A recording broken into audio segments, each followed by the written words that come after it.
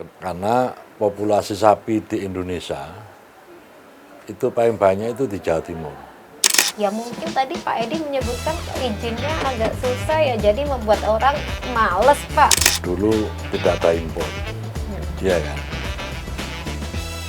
Makanan murah, makanan untuk sapi ternak, ya kan. Termasuk sebelum ada industri susu, mudah jualnya.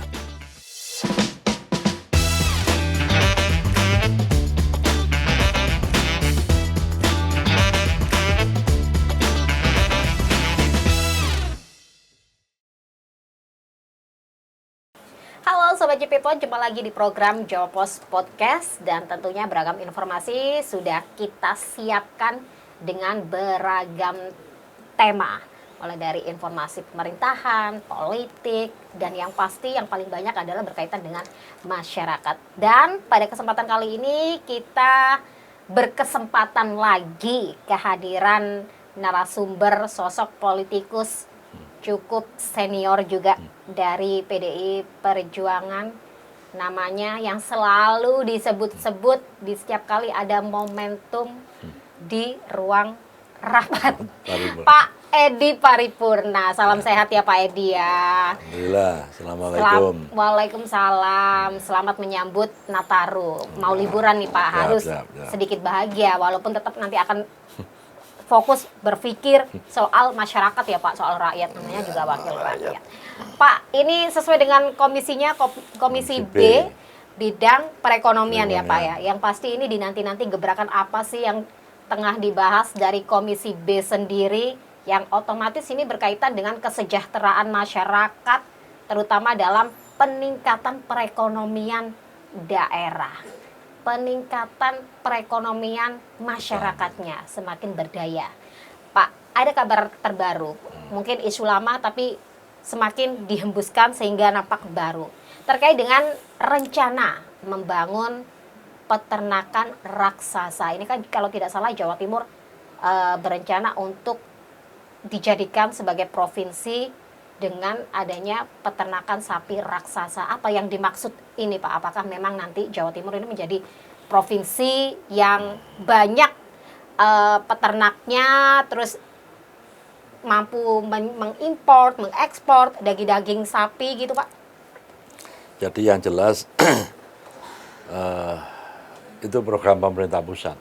Oke. Bukan pemerintah provinsi, yang ada rencana pemerintah pusat akan membangun peternakan sapi raksasa senilai 4, sekian triliun. Nah, separuhnya dari 2 triliun sekian itu akan ditempatkan di Jawa Timur, dan rencananya ada di wilayah Kabupaten Probolinggo. Kenapa taruh wilayah Kabupaten Probolinggo? Karena daerah peternakan sapi yang terbaik di Jawa Timur dari 38 kabupaten kota ini ada 5 wilayah, ada 5 kabupaten. Yang pertama Pasuruan, Probolinggo, Kediri, termasuk Batu, satunya mungkin Malang. Jadi ini program pemerintah pusat, bukan program pemerintah provinsi. Kenapa pemerintah pusat menaruh sapi di Jawa Timur? Salah satunya, yang satu ada di Jawa Barat. Karena populasi sapi di Indonesia itu paling banyak itu di Jawa Timur, dari 38 provinsi yang ada di Indonesia. Dan sampai hari ini, terhitung mulai tahun 2025 ini, populasi sapi, baik sapi potong maupun sapi perah, itu tinggal 570 sekian ribu. Dan tentunya untuk memenuhi kebutuhan masyarakat di Indonesia, pemerintah pusat mensubsidi akan mendirikan ternak sapi yang raksasa seperti tadi. Dan tahun 2025 ini pemerintah provinsi sudah berperan aktif, terutama terkait dengan peternakan sapi, di mana provinsi kemarin mengimpor sapi dari Australia itu sebanyak 10.800 yang tentunya sapi tersebut akan disebar ke seluruh daerah sebagai peternak sapi yang ada di Jawa Timur. Paling tidak tujuannya pemerintah provinsi yang pertama ingin memenuhi kebutuhan MBG, makan bergizi gratis, karena semua produk makanan yang akan disajikan kepada para siswa baik SD, SMP maupun SMA, termasuk pondok-pondok pesantren, ini kalau melihat kondisi sapi potong yang ada di Jawa Timur kurang mencukupi. Karena tujuan pemerintah pusat dengan mendirikan peternak sapi raksasa ini kan untuk jangka panjang, terutama masalah program pemerintah pusat, dalam hal ini presiden kan MBG. Itu yang sekedar kita sampaikan. Berarti prosesnya saat ini sudah berjalan ya Pak? Mungkin akan dilaksanakan 2026. Karena wacana dari Menteri Pertanian Pak Arman ya, itu bulan kemarin disampaikan di dalam laporan kepada Presiden. Ada 2 tempat tadi, yang di Jawa Timur sama yang ada di Jawa Barat. Oke.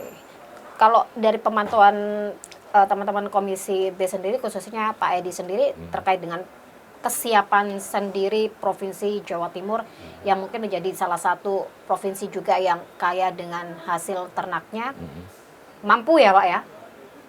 Saya prediksi mampu. Saya prediksi mampu untuk mengawal ini Pak, untuk mensukseskan apa yang menjadi program pemerintah, dan ini juga kita kan sama-sama nih, legislatif dan eksekutif harus bersinergi dalam mensukseskan program ini. Bagaimana nanti dari Komisi B sendiri dalam mengawal proses berjalannya ini nanti? Yang jelas kami yang ada di legislatif kan mempunyai tugas pengawasan. Apa yang dilakukan oleh pemerintah provinsi terutama, karena kami DPR provinsi, tentunya program-program yang sudah dibahas untuk APBD tahun 2026 dari 2025, tentunya sinergitas antara masing-masing komisi untuk ke depan di tahun 2026 tentunya akan menyesuaikan dengan program-program pemerintah pusat, terutama program prioritas. Yang pertama tadi yaitu MBG, karena MBG kan tidak berbicara masalah kebutuhan daging ya, atau kebutuhan makanan sapi atau dan sebagainya, tapi banyak yang harus kita bahas bersama, terutama kebutuhan untuk sayur mayur, untuk kebutuhan buah-buahan. Ini paling tidak harus kita ukur, karena di Jawa Timur ini kan 38 kabupaten kota ini kan baru kurang lebih 40% pemenuhan MBG ini terlaksana. Tadi masih banyak waktu yang harus diselesaikan, terutama masalah sajian-sajian makanan yang akan diberikan pada anak didik kita ya. Nah, tentunya di sini harus kita melihat apa ya yang harus dipenuhi dalam kebutuhan MBG, selain kebutuhan lauk pauknya maupun kebutuhan beras atau nasi yang akan disajikan. Karena ya kita bersyukur Jawa Timur ini kan sebagai lumbung pangan nasional, dan di samping itu perhatian pada pertanian juga kita tinjau ke sana dalam pencapaian kebutuhan sehari-hari di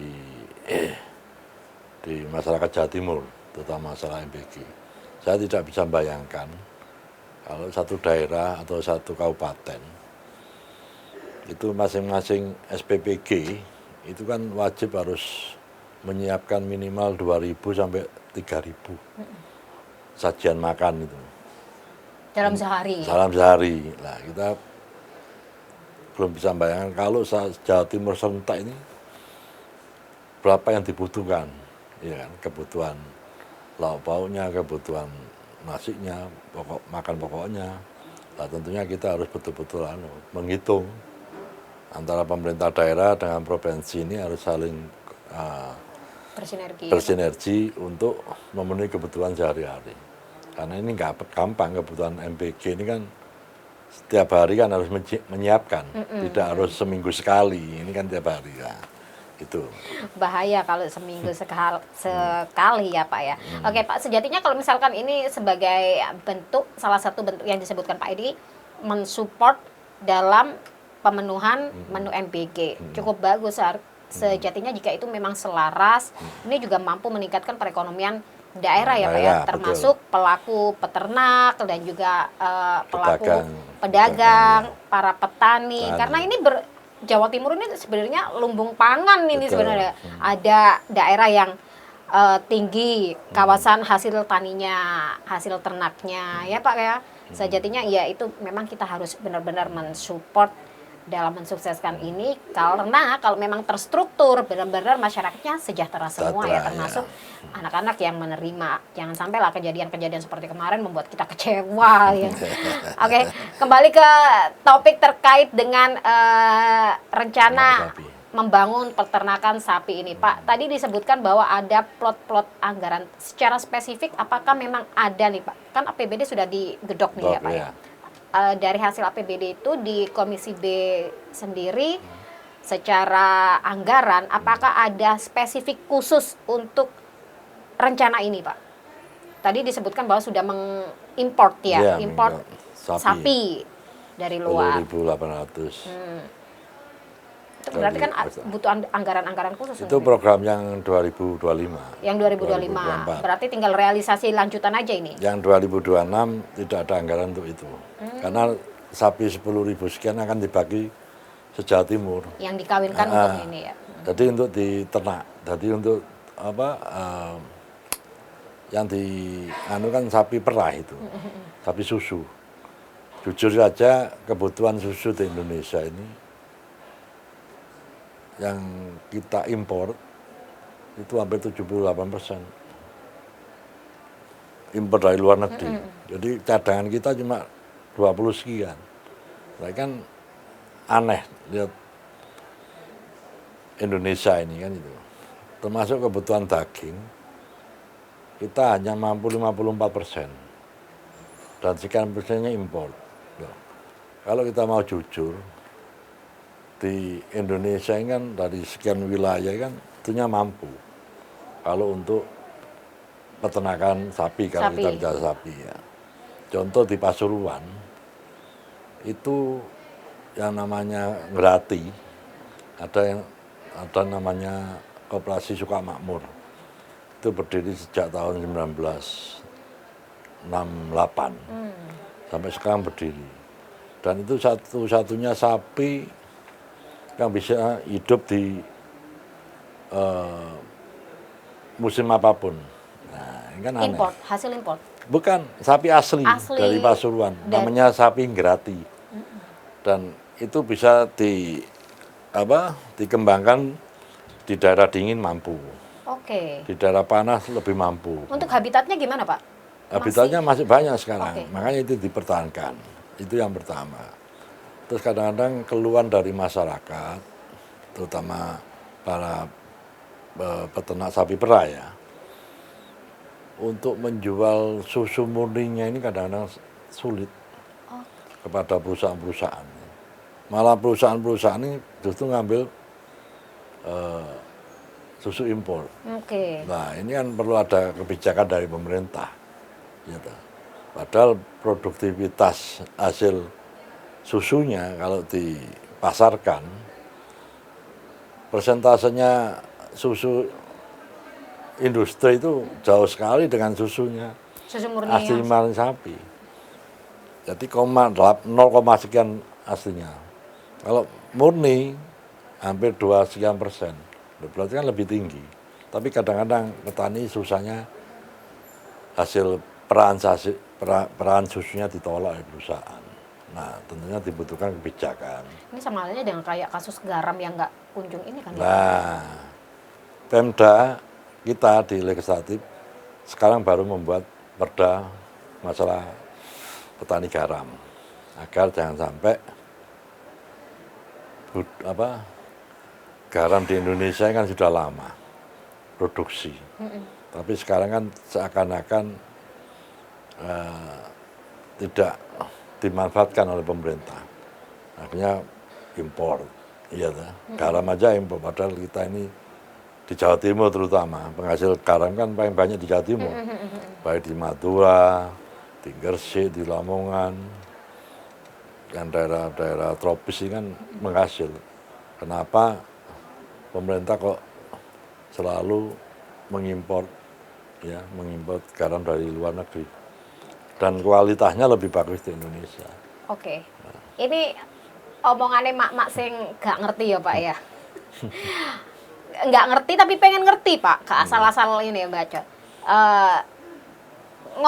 Bingung takutnya salah.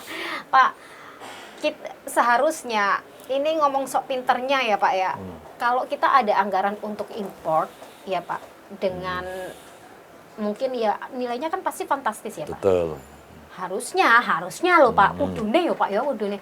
Kenapa kok tidak dialihkan fungsi untuk pengadaan dalam mensupport para petani lokal, betul. Yang akhirnya kita mengajak masyarakat untuk mencintai produk lokal ya kan, harusnya kan bangga tuh Pak, ya kan, daripada nanti biaya itu, maaf loh Pak, sok pinter loh ini, daripada biaya tiap tahun nanti import dengan nanti belum pajaknya ya, belum akomodasinya. Nah, lebih baik beli mungkin alat yang lebih mahal tapi untuk jangka panjang gitu kan.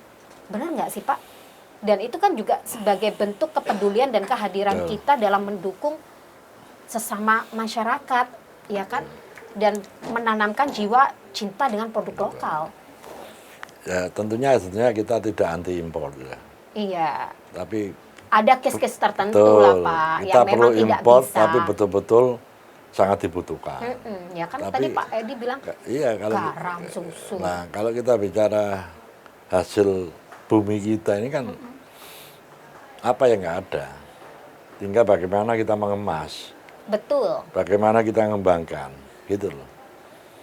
Jadi sekarang para petani sapi, peternak sapi, itu sebetulnya banyak keluhan. Yang salah satu contoh yang saya sampaikan tadi. Tapi seharusnya kalau saya pribadi ya, silakan impor, tapi bibitnya kita impor. Biar dibesarkan oleh masyarakat ya kan. Bantukan kepada masyarakat untuk dikembangkan, dibesarkan. Hasilnya kelihatan kan gitu. Tapi kalau langsung impor barang langsung pakai habis istilahnya. Terus kita punya peternak bagaimana? Kan iya tak? Betul. Swasembada petani kita bagaimana? Iya tak? Jawa Timur ini kan semua ada. Apa yang nggak bisa hidup di Jawa Timur? Di Indonesia lah. Tapi ya ada apa? Itu loh. Jeru Pak, ngomong ada apa jeru. Padahal lupa ya. Dengan banyaknya teknologi sekarang ya. Maaf loh Pak. Kan sekarang banyak nih. Tidak hanya kopi-kopi saset yang bisa bertahan lama, kan kopi racik, tapi ada sebuah gebrakan inovasi yang dimasukkan ke botol, bisa bertahan berapa lama. Berarti susu juga bisa dong. Bisa. Susu murni kan juga bisa. Kalau kekhawatiran susu murni gampang basi, loh ya kita kasih tahu caranya, pengemasannya, penyimpanannya, ya kan. Kadaluarsanya kan masih dikasih tahu. Lebih baik ini diminum dalam kurun, dan hasilnya lebih menyehatkan kan Pak? Kan sebenarnya butuh support dan gebrakan-gebrakan gitu Pak. Sebetulnya warga Jawa Timur kita ya, inisiatif itu banyak. Contoh sekarang produk susu murni atau susu yang merasa stroberi, rasa apa. Ini kan sulit untuk mencari pembeli. Izinnya. Oh, izinnya. Ini sulit. Kenapa produk-produk perusahaan kok mudah? Kalau diadu apa istilahnya? Bahannya ya. Ini lebih murni yang dibuat masyarakat. Ya, kalau katakan tadi sapi susu sapi berbau itu karena campurannya terlalu banyak itu loh. Jadi petani itu mengeksperimen, pernah membandingkan susu produk perusahaan, saya nggak nyebutkan merek lah, sama Karena mereka banyak ya. produk sama-sama untuk diminum. Ini apa istilahnya itu? Aslinya itu lebih banyak yang itu. Kenapa pemerintah kok sulit mengeluarkan produk? Nah, ada apa ini? Kalau ini muncul mungkin ini ada persaingan, ya. Padahal kita bicara masalah kreativitas masyarakat kita, generasi kita. Kan sekarang generasi kita ini luar biasa. Makanan apa yang dibentuk, walaupun rasanya sama, model lain akan minatnya banyak, ya kan? Termasuk bagaimana makanan ini bisa menarik pada masyarakat dengan packagingnya. Walaupun bungkusnya api rasanya gak enak tetap gitu. Tetap laku. Nah, inilah yang pemerintah harus tanggap gitu. Oke, saya jadi ingat Pak, ini saya memang tidak pernah tahu secara langsung, hanya melihat dari film-film ya Pak ya. Tapi menurut saya ketika melihat dari sebuah film-film itu menjadi salah satu cerminan dari budaya daerah tersebut. Seperti setiap kali saya nonton film India, itu kayak seperti ada rutinitas suplai susu murni setiap pagi. Nah itu hampir di setiap momen itu mungkin menjadi salah satu budaya yang ditanamkan di sana, bahwa setiap kali minum susu menggunakan susu murni untuk konsumsi setiap hari. Betul. Tidak untuk bayi yang mungkin ini ya Pak, karena ada tapi untuk konsumsi setiap hari sarapan itu selalu ada penyuplai. Itu satu case yang sering saya ketemui adalah di tradisi di film India itu. Seharusnya ketika kita punya itu bisa ya Pak, bisa saja. Tapi kalau masyarakatnya pun tidak diberikan edukasi dan penanaman, lagi-lagi itu adalah menjadi salah satu habit atau budaya Pak. Susah juga Pak. Yang seperti dijelaskan Pak Edi tadi, sekarang banyak itu yang melihat dari packagingnya, rasa belakangan. Ya.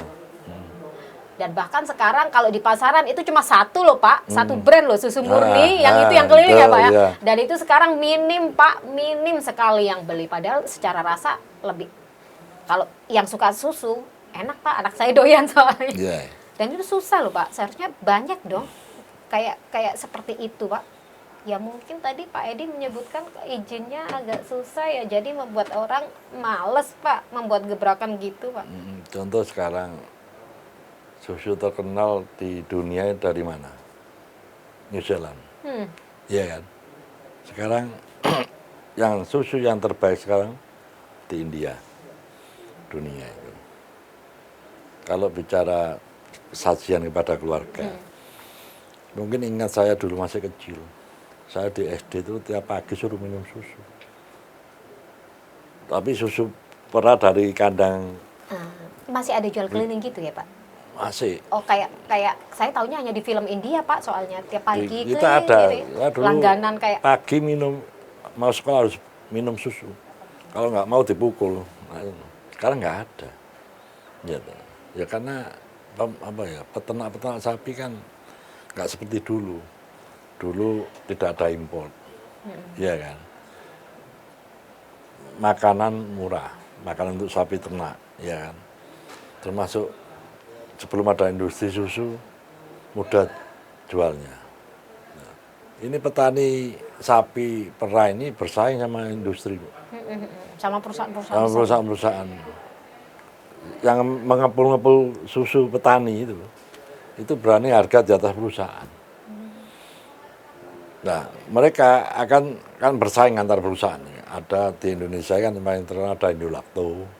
Kalau di Pasuruan ada Indolacto, ada apa lagi itu, lupa saya. Salah satu perusahaan susu juga. Di Pasuruan ini termasuk peternak sapi paling banyak di Jawa Timur. Selain Probolinggo itu, selain Batu, ya. Batu memang susu terkenal dulu ya, tapi sekarang sudah terkikis Batu ini. Tempat-tempatnya sudah menjadi wisata-wisata sekarang. Iya, gara-gara ya itu Pak. Salah satu faktor. Faktornya karena kita memang tidak menanamkan untuk lebih memprioritaskan masyarakat kita sendiri. Terus lagi masyarakatnya juga Pak. untuk saat ini ya Pak ya, saat ini jarang Pak anak-anak sekarang mungkin ya. Ono sing seneng polo pendem gak kira ngerti Pak. Ojo seneng. Banyak yang tidak tahu polo pendem itu apa. Padahal kalau kita tradisi-tradisi untuk mengenalkan makanan-makanan Hasil bumi, sehat, ya. hasil bumi asli ya, asli punya daerah kita sendiri, itu juga mungkin menurut saya sangat hampir hilang Pak. Di tengah kita disuguhkan dengan semua serba instan, promosi, sponsor banyak, ya ngapain ribet ya. Yang sejatinya itu justru berdampak pada kesehatan, ya kan? Termasuk susu ini sejatinya kalau misalkan kita dari para orang tua, generasi penerus sebagai orang tua ya Pak, menumbuhkan jiwa-jiwa seperti itu ketika sudah mulai tapi produksinya juga susah, juga tidak support lagi Pak, nggak ketemu-ketemu Pak. Ada nggak sih Pak nanti ketika ini benar-benar terrealisasi dan sudah terbangun, benar-benar terbangun, tidak hanya menjadi suplai dari MBG, menu MBG, tapi juga bisa dong menanamkan untuk membantu kayak tadi, tidak hanya daging tapi susu perahnya. Kan juga bisa tuh Pak. Menanamkan seperti itu, yang otomatis kita kembali ke hidup sehat. Ya, kuncinya satu, bagaimana kebijakan pemerintah. Oke. Itu aja. Yang ngatur negara kita kan pemerintah. Lah wong suguhane susune susu yo susu ngono, Pak. Ayo.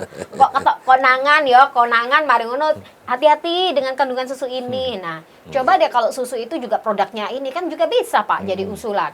Betul. Misal, ya kan Mbak, belum ya, belum ya, semoga jadi dibahas loh Pak ya, ya kan, tidak hanya menggunakan susu yang brand itu, bisa saja susu perah nanti dibuatkan produksi dengan kemasan yang benar-benar kita langsung diminum, kan bisa Pak. Nah ya, tergantung pemerintah. Mana-mana tergantung pemerintah, ya bener sampean. Kebijakan semua dari pemerintah. Semua banyak kita rencana. Tidak ngomong kebijakan pemerintah pusat, peran daerah dulu. Kalau daerah memberikan contoh, otomatis pemerintah akan. Tapi kan ini programnya pusat.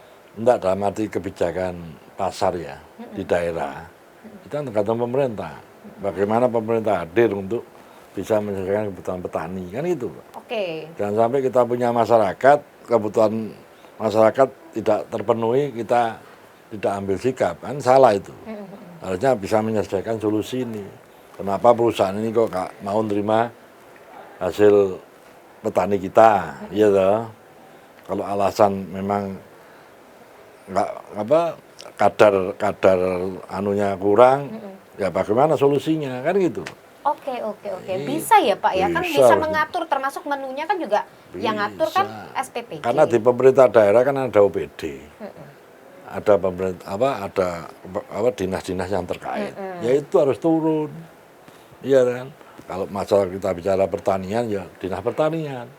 Kita bicara peternakan ya dinas peternakan. Pertanian nanti soal sayurnya melibatkan peternakan. Jangan petani sapi, petani beras saja juga sambat. Kenapa? Kenapa harga mahal mesnya, ya kan? Nanti kalau sudah panen harga gabah murah, loh kan susah. Iya. Kayaknya memang itu masalah yang tak kunjung ada titik temunya ya Pak ya, hampir setiap momentum ya Pak ya. Sebetulnya ada sebetulnya. Berarti memang sengaja disembunyikan, ngono tapi maksudnya ngono. Ya mungkin tergantung personal yang memimpin itu.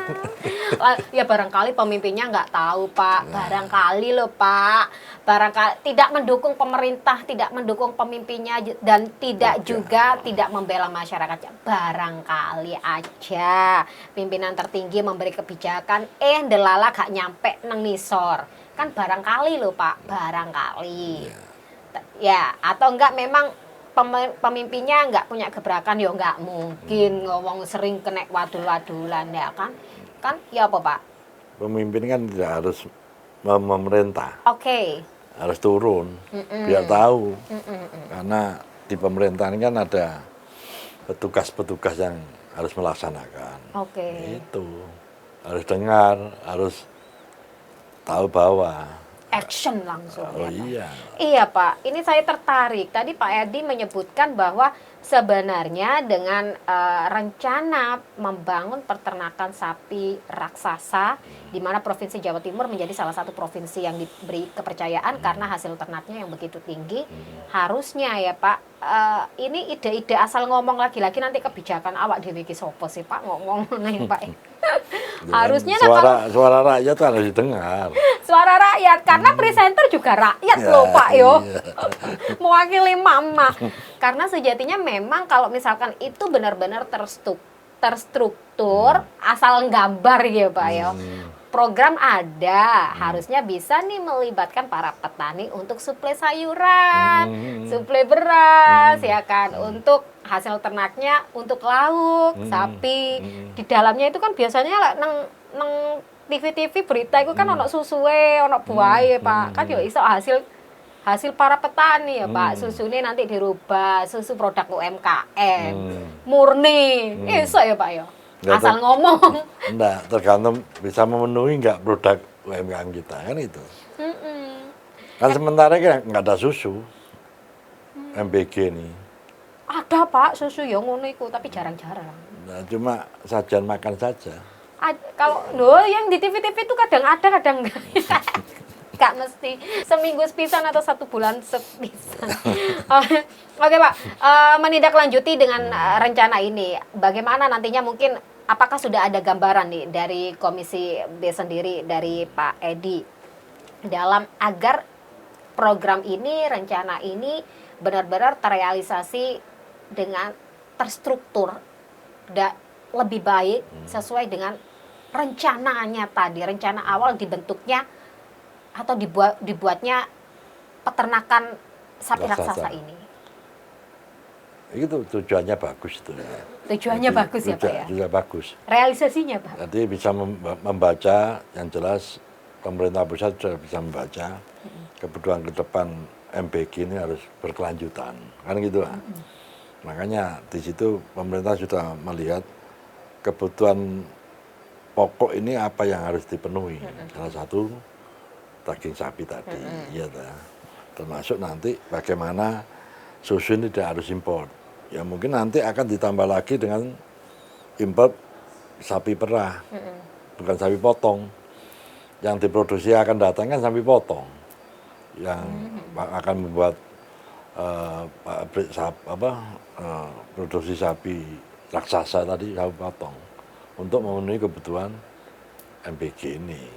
Karena ini kan jangka panjang, bukan hanya tahun 2025, 26, akan sampai 2029. Termasuk perhitungan reproduksinya itu ya Pak? Reproduksinya termasuk. Makanya saya berharap kepada pemerintah pusat, kalau mau import, kita import bukan induknya, kita import bibit sapinya, ya kan, agar ada perkawinan silang dengan sapi Indonesia, dan saya yakin produksinya akan lebih bagus hasilnya lah. Dan termasuk katakan ini kalau ini sudah masuk dengan usia sekian, ini sudah saatnya dipotong, walaupun sapi perah kan ada usianya, bisa untuk diambil susunya sampai kapan, ya kan. Nah, seperti kita kalau sudah tua kan nggak betul. saya tadi bayang Pak, sapi blasteran piye Pak, ayu.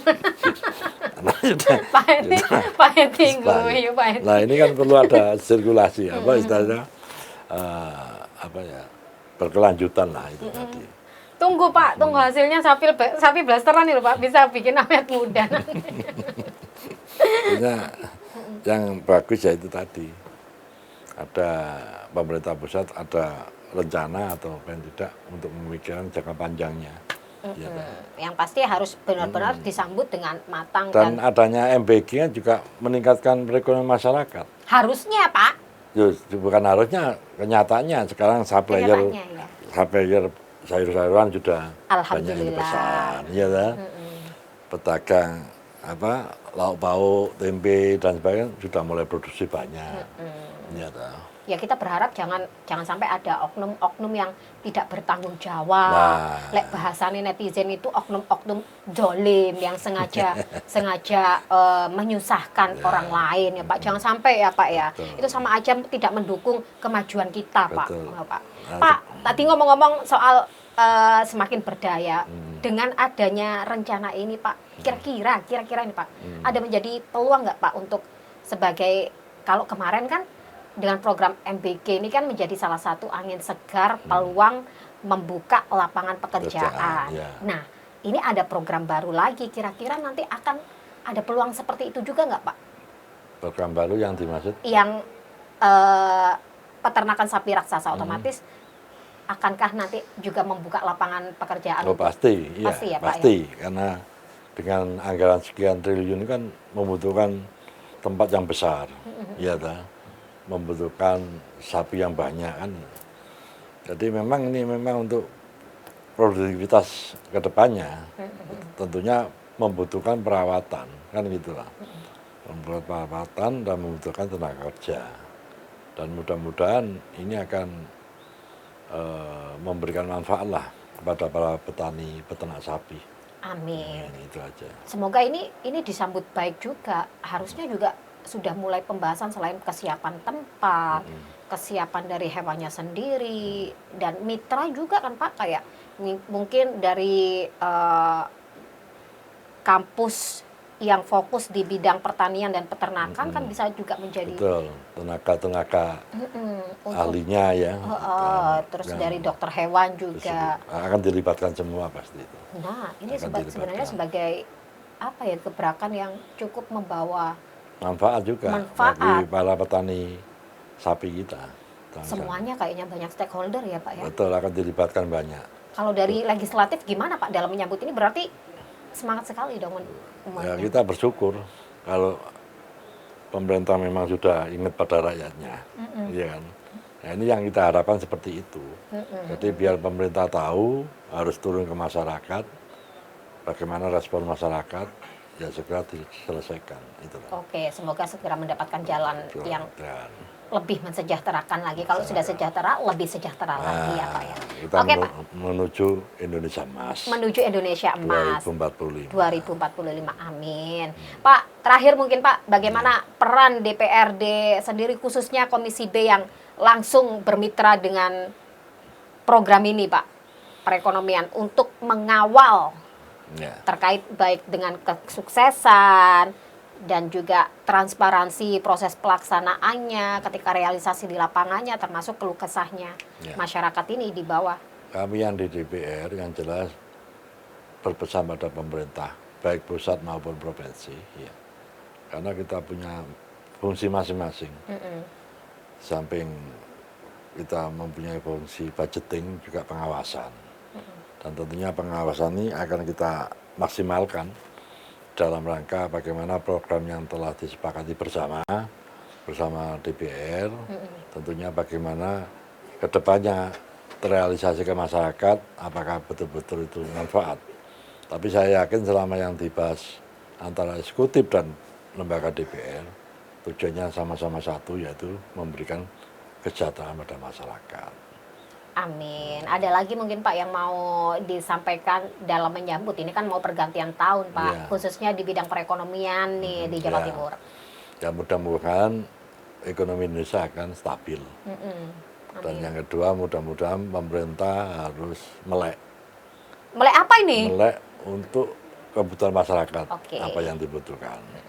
Dan yang paling terakhir, lakukan efisiensi. Tuh, kok tambah lakukan efisiensi Pak? Efisiensi dalam arti program-programnya tidak manfaat. Yang kurang bermanfaat. Jadi lebih memprioritaskan hal-hal yang lebih bermanfaat dan diprioritaskan. Itu. Ada lagi Pak Edi?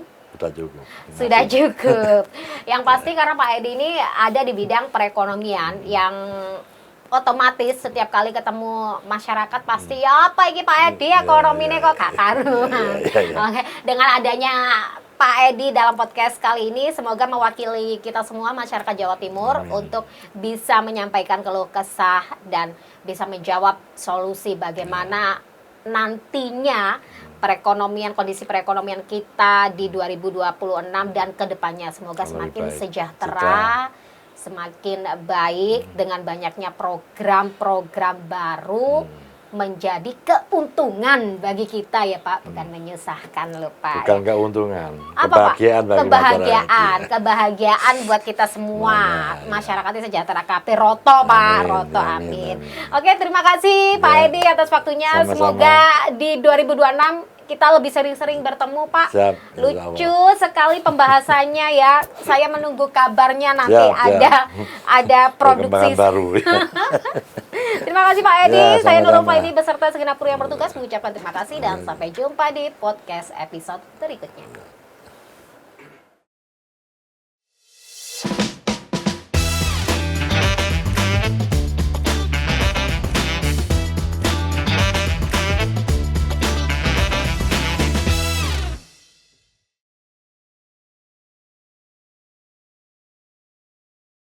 Dipersembahkan oleh